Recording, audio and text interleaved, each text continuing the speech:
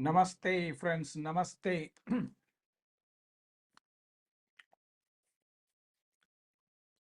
Welcome to our Viniyoga Unplugged of August 2024. It's very nice to see you all, and we will shortly begin in a moment. Namaste. Let's start with invocation chanting.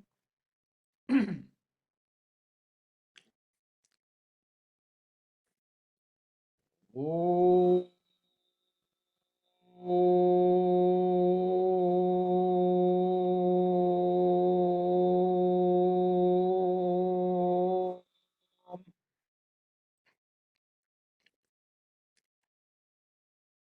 Shuklambaradharam Vishnum Shashivarnam Chaturbhujam Prasannavadanam Dhyayet Sarvavighnopashantaye Yasya Dviradavaktradyah Parishadyah Parashatam Vighnannignanti Satatam Vishwaksenantamashraye Jnananandamayan Devam Nirmalaspatikakritim Adharam Sarvavidyanam Hayagrevam Pundarikaasanasenam Pandurabhrendusannibham Akhandabodhajanakam Hayagrevam upasmahe Gurubhyastadgurubhyascha Namo Vakamadhimahe Vranimahe Chatatradyo Dampati Jagatampati Srinagaryam Mahapuryam Tamraparnyuttare Tate Shri Tintrini Mooladhamne Shathakopaya Mangalam Neelatungastanagiritate Suptamudbodhya Krishnam Parartham Swam Shrutishatashirasiddhamadhyapayanti Swachistayam Srajani Galitanya Balatkritya Bhunkte Godatasyai Nama idamidam Bhoya evastu Bhoyaha Jayatu Jayatu Natho Nyaya Tattva Pranita Jayatu Jayatu Yogi Yoga Gokya Pravakta Jayatu Jayatu Sakshat Tattvadarshi Maharshi Jayatu Jayatu Bhaktir Moolakandam Munindraha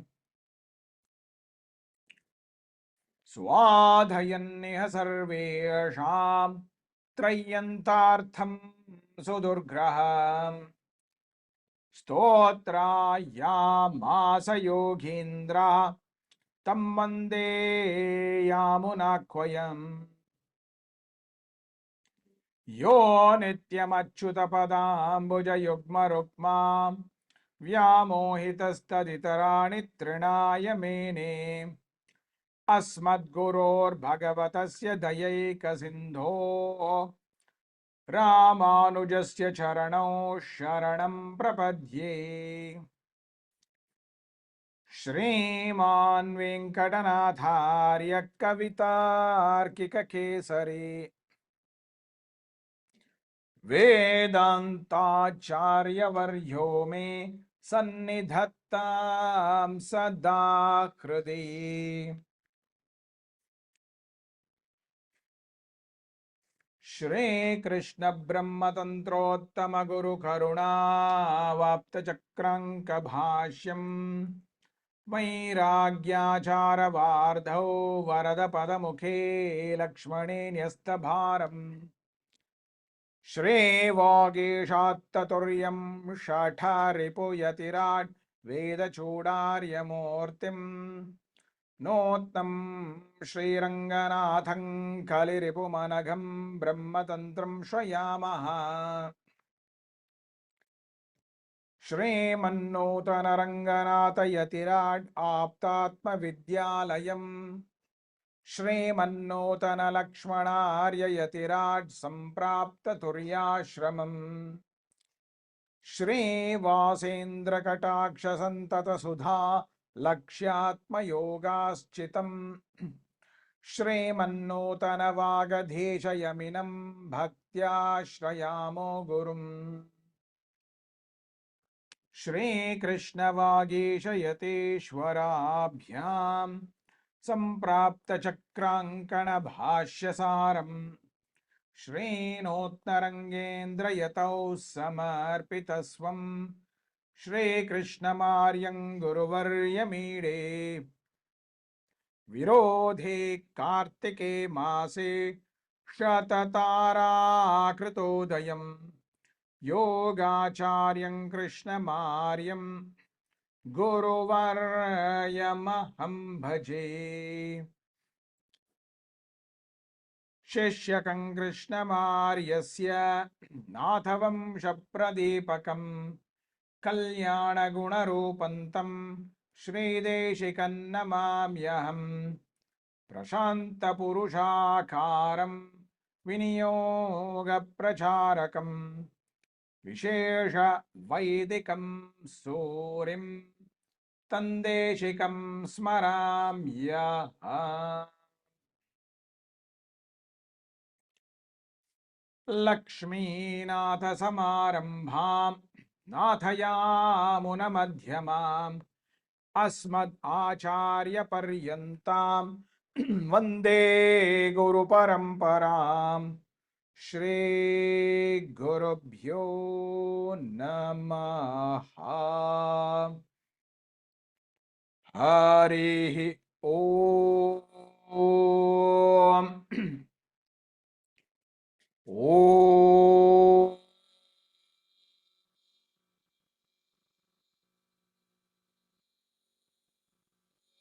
Om Shanta Shanta Shanti.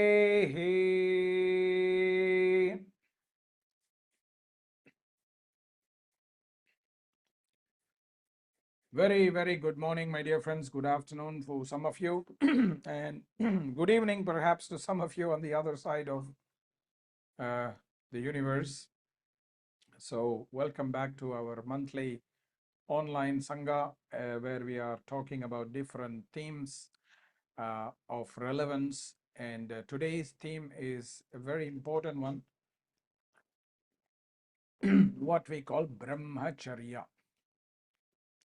So, Brahmacharya is presented as one of the five yamas. In fact, this is considered the fourth yama, and it's a very important topic because it concerns relationships. And my dear friends, even though a lot of this Brahmacharya will pertain to our intimate relationship, it does not only include intimate relationship. Brahmacharya is something that actually encompasses all relationships that we share in this world. And as human beings, we are actually creatures of relationship. We always uh, have relationships because we are social beings. We are having family, we have friends, we have colleagues, we have neighbors. We are all somehow or the other share multiple forms of relationships, and this is very central. And of course, central to all of that is a very deep and personal relationship that we share with our partner. So the topic of brahmacharya is a very fascinating one. The word Brahmacharya is a very carefully chosen word by Maharishi Patanjali to talk about this topic. The word Brahmacharya is derived from the derivation Brahmani Charati iti Brahmacharya. It's a word that is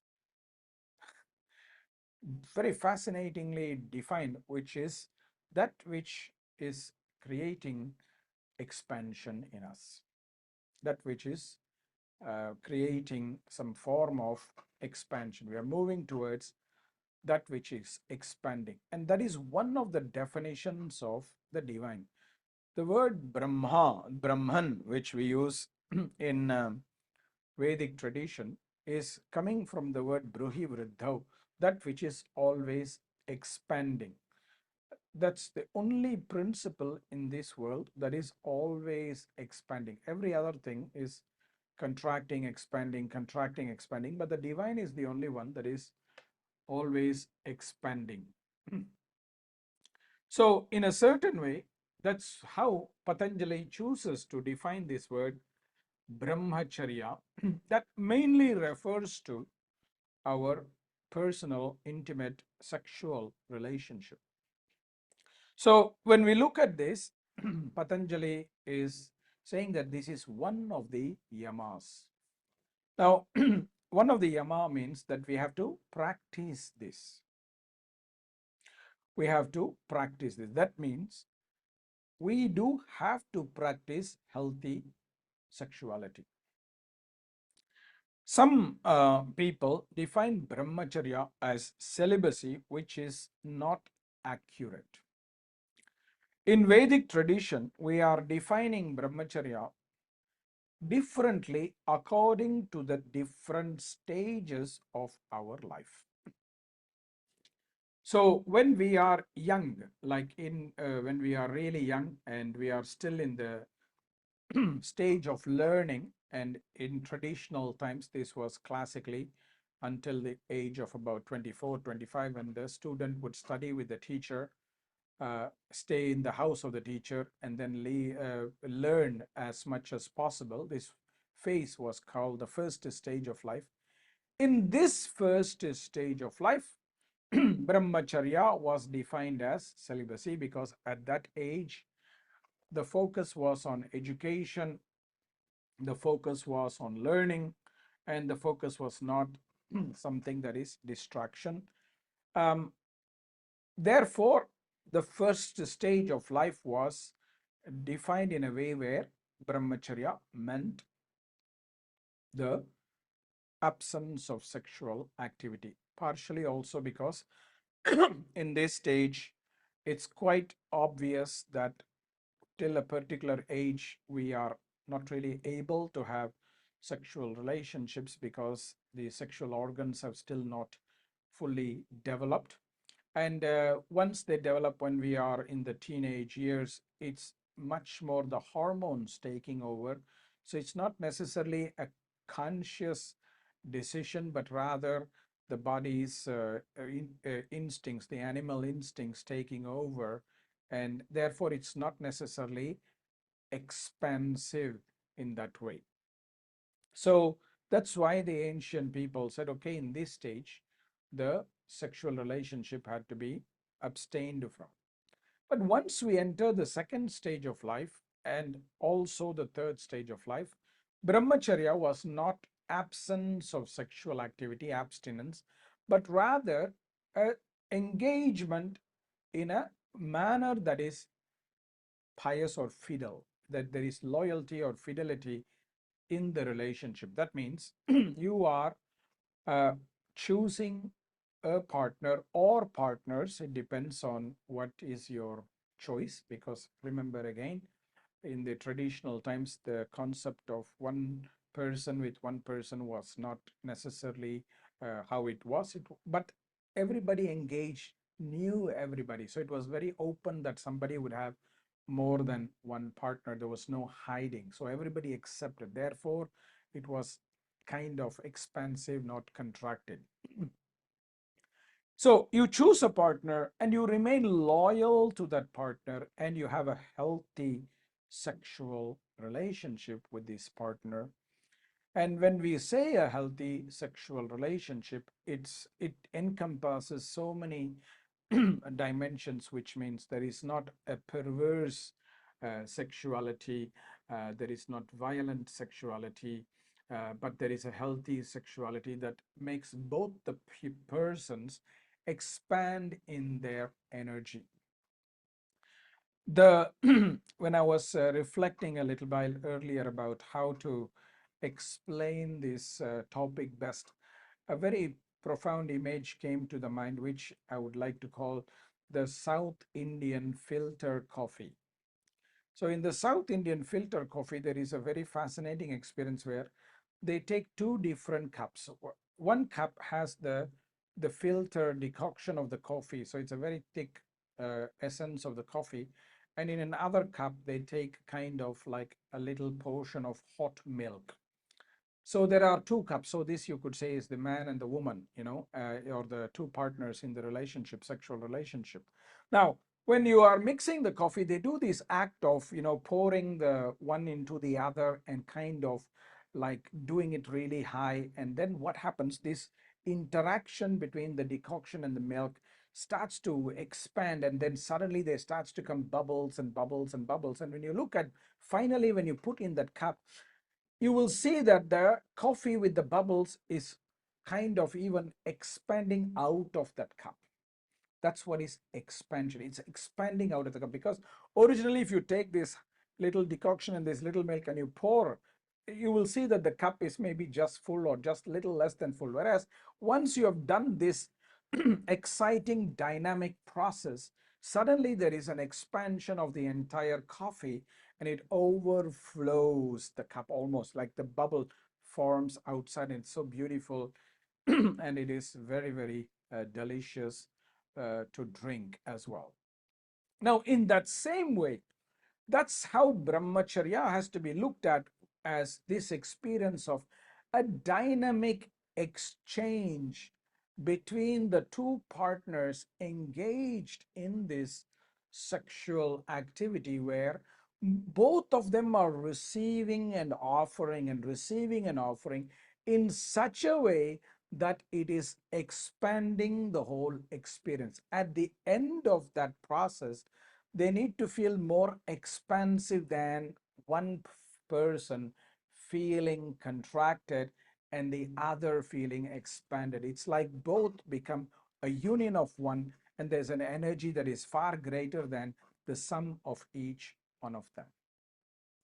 That is only possible when the experience is not purely a sensual experience only, but also comes from the place of the divine. Brahmani charati iti brahmacharya can also be understood as that we are moving in this relationship from the place of the divine. When we look at each other as our divine partner, and we connect from the place where the divine is, which is basically our heart. So when there is a sexual exchange, but it's a heart to heart exchange, then there is a great expansion. And my dear friends, this has nothing to do with the concept of marriage. Marriage is an agreement, a legal contract some people do for various reasons, where sometimes, many times, there is not much love involved. It's an agreement of exchange of this and that. Oh, I give you this, you give me that, blah, blah, blah. We share this, we share that, blah, blah, blah. That's completely different. It's possible that there is brahmacharya within marriage, and it's also possible that some people can experience brahmacharya even though they are not necessarily married. Of course, as Indian people, we are often thinking that sexual relationship should be within the construct of marriage. Many other religions will also say that. But the reason I say that is, even if that is the case, this concept of brahmacharya has to be established, wherein the feeling of expansion happens. And that can only happen when both the people are operating from the place of the divine, that is the heart. If the sexual relationship is about power, Sometimes men use sexual relationship as power over the women. And sometimes women use sexual relationship as power to control the man. And both are toxic. They will not lead to brahmacharya, they will lead to depletion of energy, they will lead to constriction, contraction, and this can cause a lot of problems. And this is also why this is very, very important that there must be sexual relationship only when there is an emotional connection, a deep emotional connection. It should not just be an animal instinct. It is possible, many people do that now, but then that will not be considered as brahmacharya. It would just be a sexual activity. It would not be considered as a brahmacharya, because when we do that, then the kleshas are taking over, raga takes over. And when raga takes over, we are operating from another place. We are not operating from the place of love or Brahma. We are operating from a completely another place. We are operating from a completely another place. So this is why we need to actually be very, very careful in how we relate with sexuality, because it's a very powerful force. It's a very, very powerful force. So this is another important thing, which is because there is not just bodily fluids that are exchanging, but also we say there is an exchange of energy, and there is also an exchange of karma. That's why we need to be very sure of who we are having these sexual relationships with, because there is going to be an exchange of much more things than just chemicals. And this is why, my dear friends, the concept of fidelity is very, very important. That we need to have a sexual relationship with somebody who is actually free. Today, there is a lot of people who are engaged in extramarital relationships or having secret relationship with other men or women who are in another relationship. That is depleting. We'll come to that in a bit. That will be depleting and that will be incorrect. There is an exchange of karma, there is an exchange of bodily fluids and other things. So not only is there the chance of physical diseases like sexually transmitted illnesses greater, but there's also other things which are karmic exchanges and energetic exchanges that can happen that are not necessarily very desirable. So brahmacharya is also this concept of fidelity or loyalty, in the sense that you are, both of you are really committed, both of the persons engaged are committed to that relationship, that they are engaging from a place of connection, and they need to have that clarity. The concept of engaging with other people is a desire based one, and it will have consequences as well. Again, I am not a preacher and I'm not telling you what you should engage with and what you should not engage with. All I want to say is that no matter what decision you make, you need to understand that those decisions will have consequences. You cannot avoid consequences of the decisions that we make. You are welcome to make your choices, but know that there will be consequences. That's why it's very important to share this very deep and personal connection to the person with whom we have this kind of sexual relationship. And in the same note, when we have that kind of a commitment to a person with whom we have a sexual relationship, we are supposed to avoid looking at other persons or engaging in abrahmacharya with other persons. And there are 8 types of activities that are recommended in the Vedic tradition to avoid. In one of the commentaries of the Yoga Sutra on the topic of brahmacharya, 8 types of activities are asked to be avoided with those who are not your sexual partner.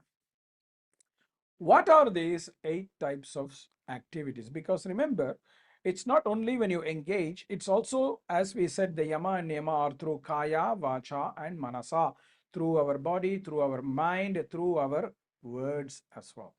So the 8 types of actions that we are asked to avoid is the following. The first one is called darshana.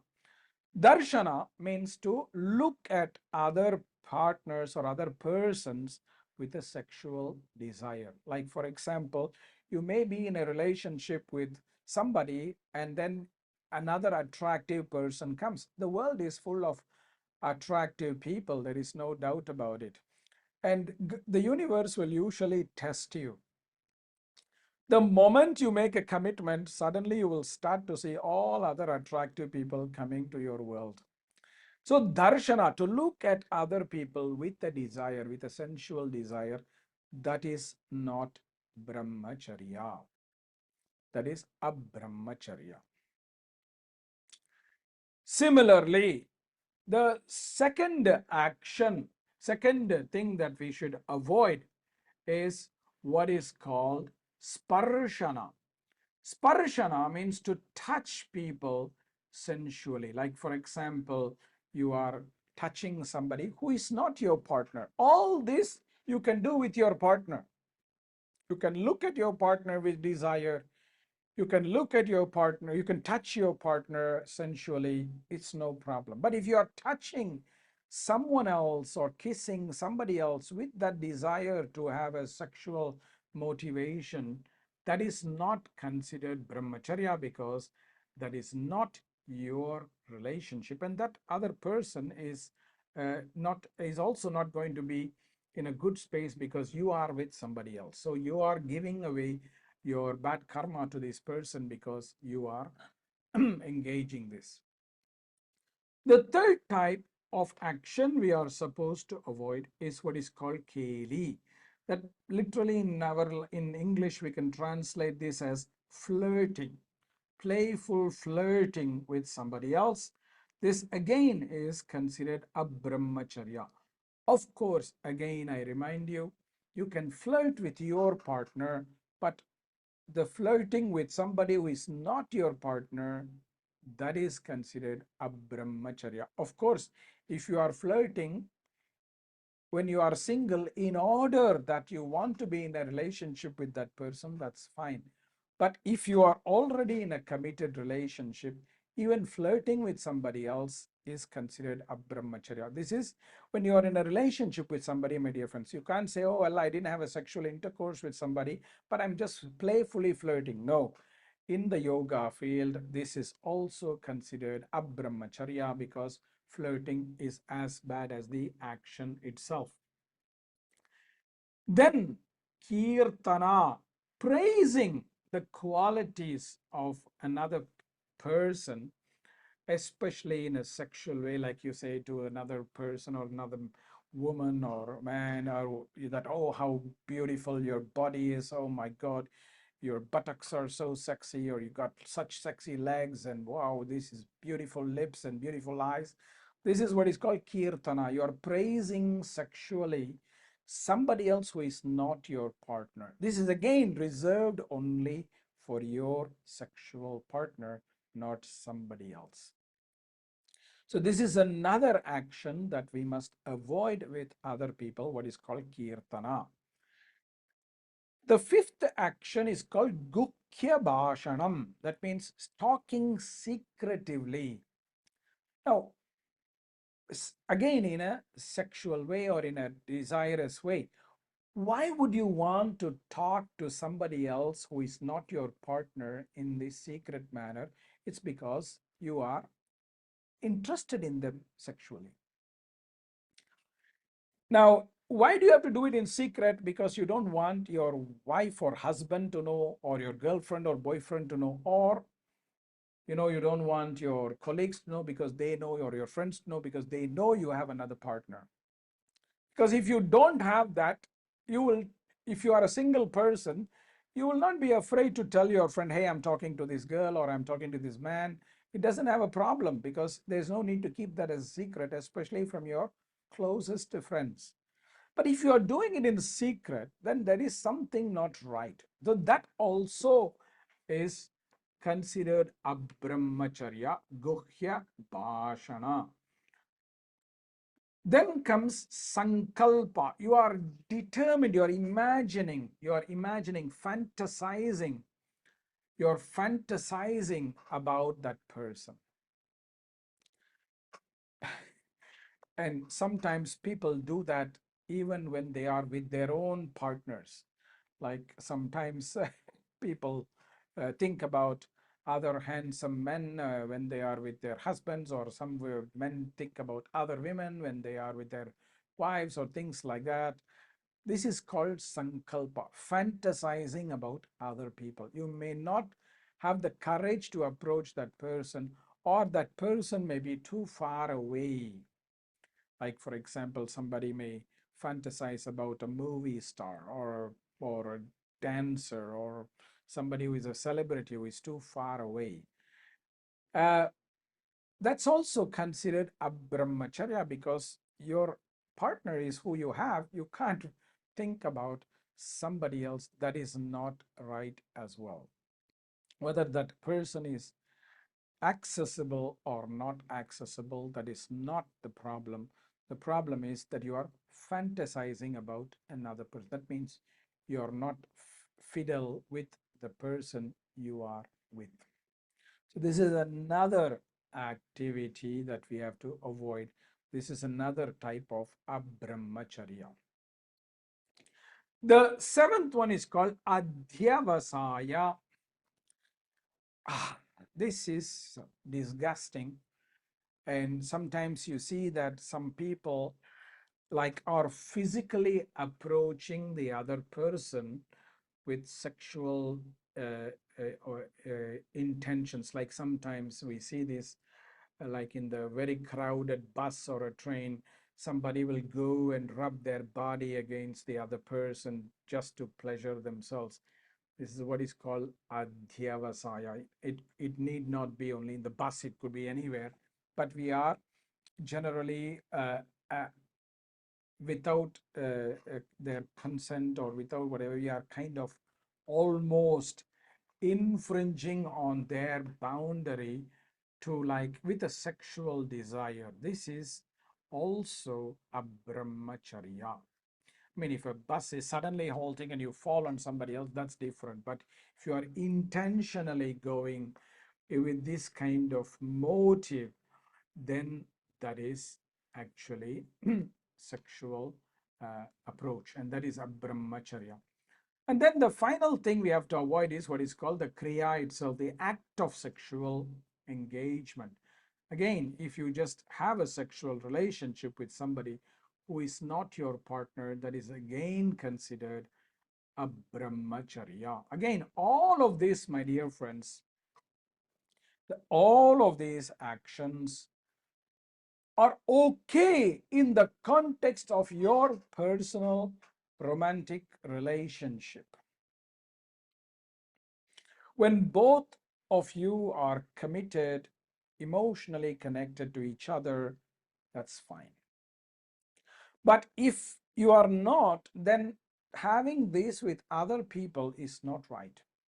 If you are not doing this within that framework, but you're doing it outside of that framework, then this is considered inappropriate. This is considered inappropriate. So this is one dimension of brahmacharya that is presented in one of the commentaries of the text. And this is, again, we need to focus again in the second and third stage of life. We are supposed to have healthy sexuality. And when we have healthy sexuality, all of these dimensions may be practiced.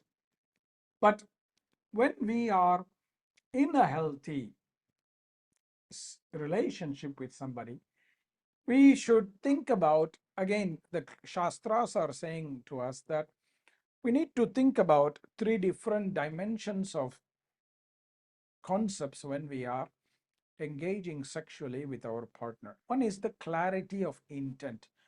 Are both of you willing to be in that moment of a relationship? This is very, very important, because if both persons are not going to be engaged from the heart, then there is not going to be an expansion. And this is very common, my dear friends, because many times two people will be in two different moods often. When one of the person wants to engage in a sexual relationship, the other person may or may not be in the same mood. And that is why it's very important to kind of clarify that intent. So that's where sometimes some preparation work is needed. And this preparation work is where you can do all those things like flirting, praising, touching, all those kind of things within the framework of the relationship, so that both people are getting ready for a relationship in a sexual manner. The second thing that is needed also to be considered is a kind of a commitment or a determination, because once you start engaging in this process, it's important to kind of complete it, otherwise people will feel frustrated. This is where the perseverance is important, because if something is left halfway, it's not going to feel expansive.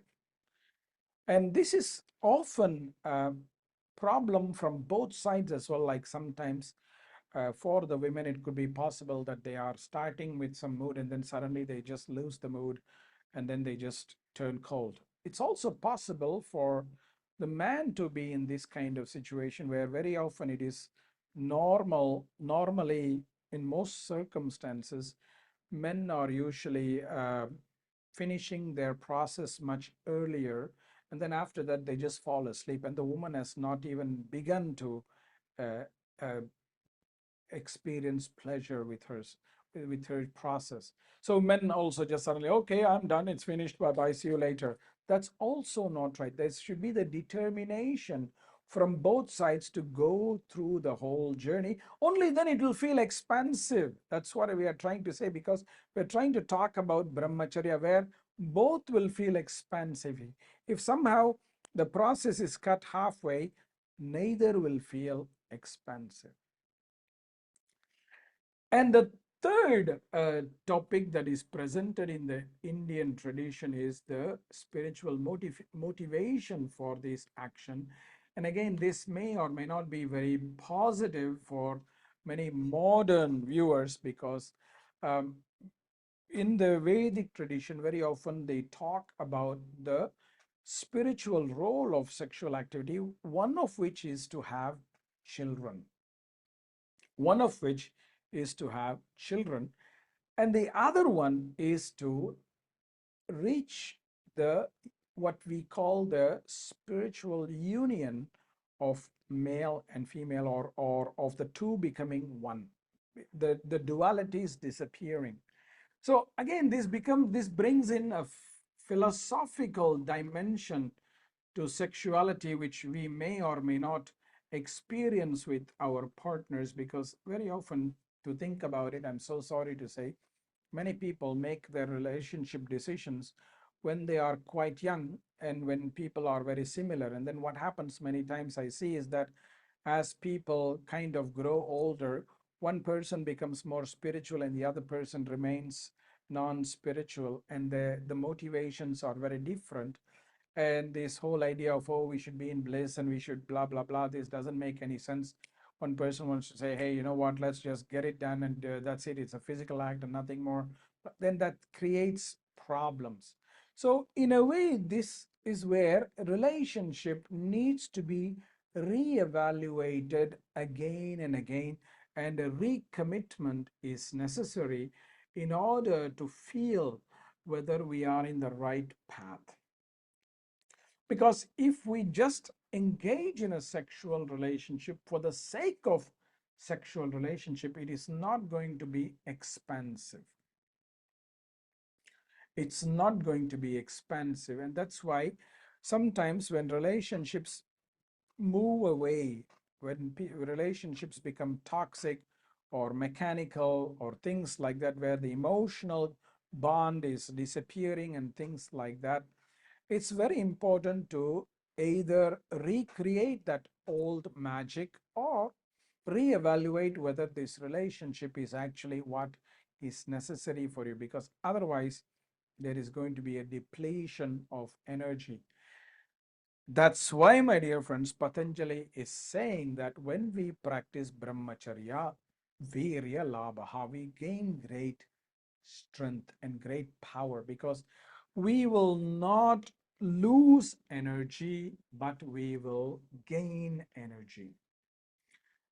Sexual engagement must not make us tired, but actually make us feel more energized. That's the best or the highest philosophical motive of this kind of relationship. But it's not to be taken literally. I feel that there is another dimension to this, which is that when we are in a relationship where we can experience this form of sexual relationship, it means that we are very, very comfortable being with our own true intimate self. That means we are not running away from ourselves. Only then we are able to be in that kind of a relationship. And when we are doing that, we will stand in our power, and that gives us strength, because what makes us weaker is when we don't stand in our power, when we give away our power, when we move away from our power, then we become weaker. Whereas when we stand in our strength, we are in a great situation of power. It doesn't mean dominating others, it just means we are in our strength and we will be strong and we won't be weak. Another thing happens when we are able to experience this kind of relationship with somebody. That means not only we are in our power, they are also in their power and strength. And when we combine, when we connect the two strengths, we become even more stronger, because we feel safe. We have a home. We have a spiritual home. We have an intimate home. And that's very, very powerful, because we will feel very safe. When we feel very safe, we have much more energy, and if when we feel not so safe, we will have much less energy. So that is why brahmacharya is a very, very important topic and is presented here. And when we have that kind of power, it's a very good sustainer for our dharma. Our dharma will be sustained very well, because that power that we gain from that relationship will be so powerful, because in life we will never be at a high all the time. Sometimes we'll be high, sometimes we'll be at low. Life will go up. The important thing is when we share such a relationship with somebody, we know that when we collapse, the other person will nourish us, nurture us, lift us up. Just like when our partner is going down, we will support them, we will hold them, and there will be a nurture. That is where brahmacharya is also so powerful, and it's very important to choose an appropriate partner with whom we are spiritually aligned if possible, and if that is not possible, at least emotionally aligned. This is very, very important. All other things don't matter about height, weight, age, gender, race, all that is secondary. The most important thing is if we are spiritually in harmony, aligned, and if that doesn't work, which is not easy nowadays, at least emotionally aligned. If we can have both, that will be the best. All other things are temporary. Short distance, long distance, age, uh, gender, race, all that does not really matter when this alignment is there. That's why brahmacharya is a spiritual connection, not just a physical connection. That's what we have to remember again and again. And using this model as a model of intimate relationship, we can extend this into other relationships like friendships, like family and colleagues and things like that, where if we are in relationship with friends who are toxic, who deplete our energy, or whose energy we deplete, then that's not brahmacharya as well, because that is making us weaker. So that's where loyalty in friendship is very important. Fidelity in friendship is very important. We need to align with people who resonate with us. We should not relate with people from raga or kleshas, fears or desire or hatred, common hatred and things like that. Sometimes we say enemy of my enemy is my friend. That's not the right reason to form a friendship. That's coming from dvesha. It's not the right motivation. So we need to expand this concept of brahmacharya into other aspects of our life as well, because otherwise the energy will get depleted and we will become weaker and weaker. So these are some very simple concepts about the topic of brahmacharya. My dear friends, if you have any questions, you may ask. But again, this is a very important aspect of our spiritual path, because it gives us a home. It gives us the feeling of home, because whether we like it or not, we human beings are social beings, and we usually live better when we are in relationships.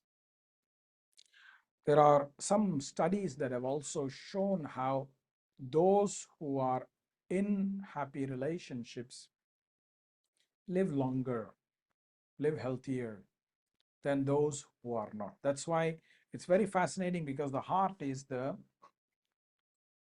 place of love, is a place of connection. And that's also connected to the immune system.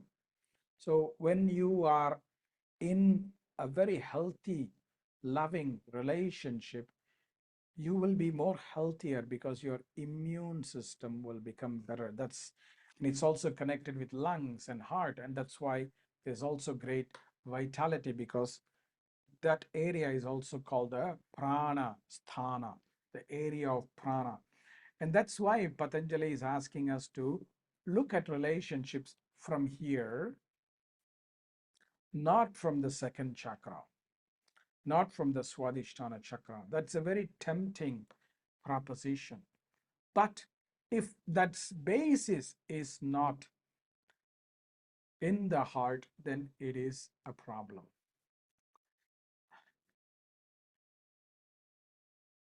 So a question has come, is it considered abrahmacharya if characters are fictional?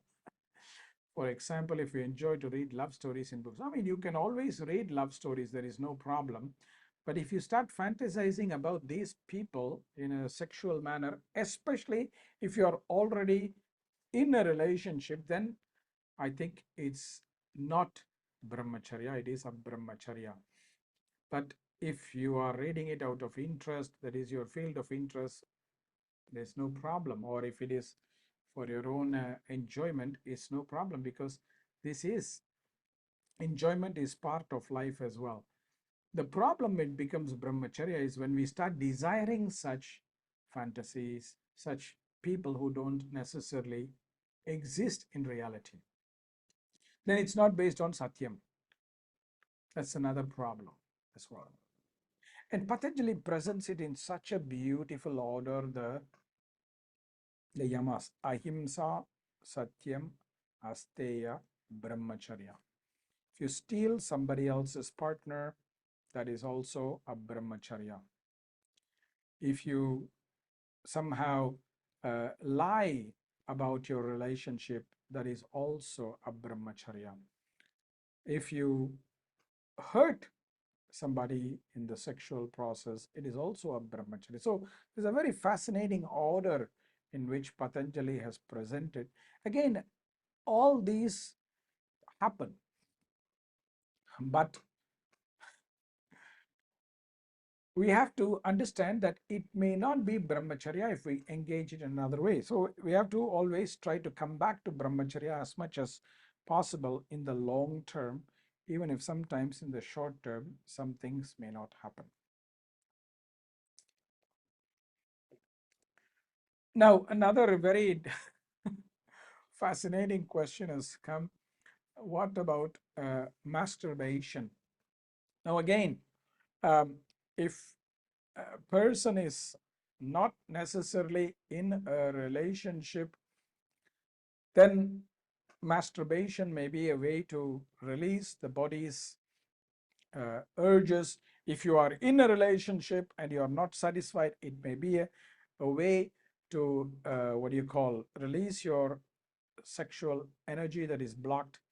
But that is not brahmacharya, because very often in masturbation we are engaging in some kind of fantasy or some other situations. So that's usually the case, but again, it's very, very context specific. Again, please understand, I come back to this idea. Don't think of the idea that we must never do something that is not brahmacharya. We have to be human. So, as I said, I'm not a preacher. It's possible that we may engage in sexual activities that are outside of the domain of brahmacharya.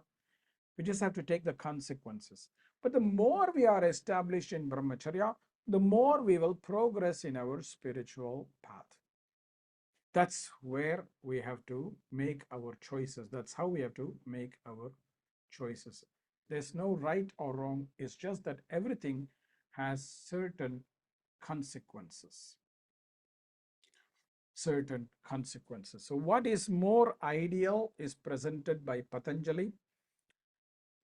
But we have to do not only what is ideal, but also what is realistic for us.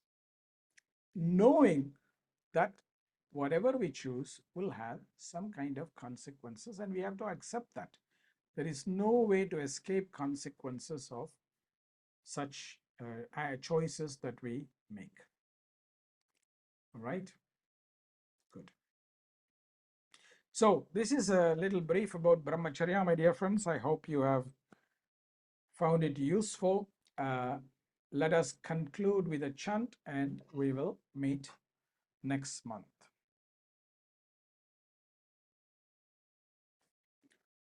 Om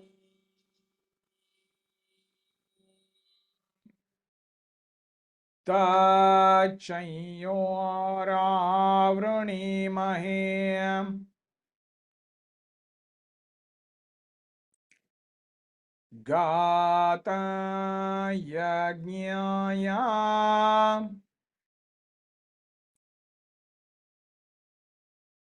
Gata Yajñapataye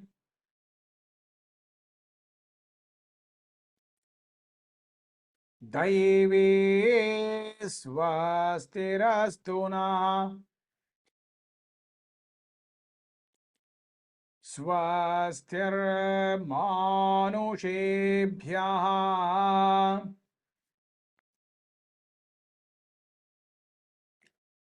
Ordhvanjighattu bheshajam Shanno astu dvipade Shanchatushpade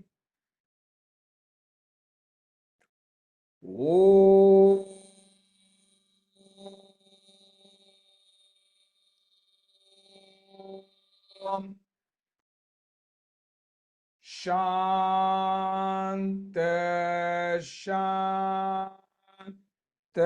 Shantehi.